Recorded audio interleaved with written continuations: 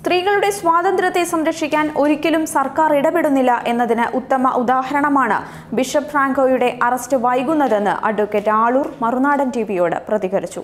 കന്യാസ്ത്രീ തന്നെ ബലാത്സംഗം ചെയ്തു എന്ന് പറഞ്ഞാൽ അതിനപ്പുറത്ത് ശാസ്ത്രീയമായ എന്തു തെളിവുകളാണ് വേണ്ടതെന്നും ആളൂർ പ്രതികരിച്ചു.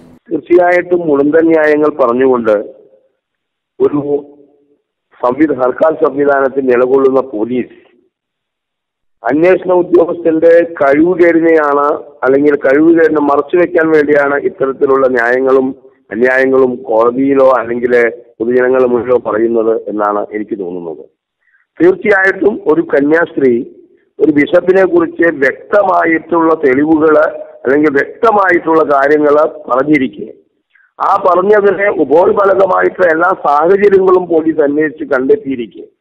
ഈ പറയുന്ന സാഹചര്യ തെളിവുകളുടെ അടിസ്ഥാനത്തിൽ തീർച്ചയായിട്ടും ബിഷപ്പിനെ അറസ്റ്റ് ചെയ്ത് ചോദ്യം ചെയ്യേണ്ടത് അനിവാര്യമായാണ്. കാരണം ഒരു വലിയ ഹീനിയസ് ക്രൈമാണ് നടന്നിരിക്കുന്നത്.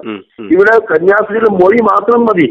ആ മൊഴി മാത്രം വെച്ചുകൊണ്ട് തീർച്ചയായിട്ടും അന്വേഷണ ഉദ്യോഗസ്ഥനെ ഡിവൈഎസ്പി റാങ്കിലുള്ള ഒരു അന്വേഷണ ഉദ്യോഗസ്ഥനെ ഒരു പക്ഷേ ജലന്ധറിൽ പോയോ അല്ലെങ്കിൽ ഇങ്ങോട്ട് വിളിച്ചു വരുത്തിയോ അറസ്റ്റ് നടപടികൾ നടത്തുന്നില്ല എന്ന് പറഞ്ഞാൽ തീർച്ചയായിട്ടും കേരള ജനത ഒരു അറ്റത്ത് നിന്ന് ചിന്തിക്കുന്നത് ഒരു ചെറിയ കേസിൽ പോലും ജനങ്ങളെ അനാവശ്യമായിട്ട് അറസ്റ്റ് ചെയ്യുന്ന കേരള പോലീസിന്റെ മിടുക്ക് അല്ലെങ്കിൽ കേരള പോലീസിന് കഴിവില്ലായ്മ അത് തീർച്ചയായിട്ടും എടുത്തു കാണിക്കപ്പെടുന്നു.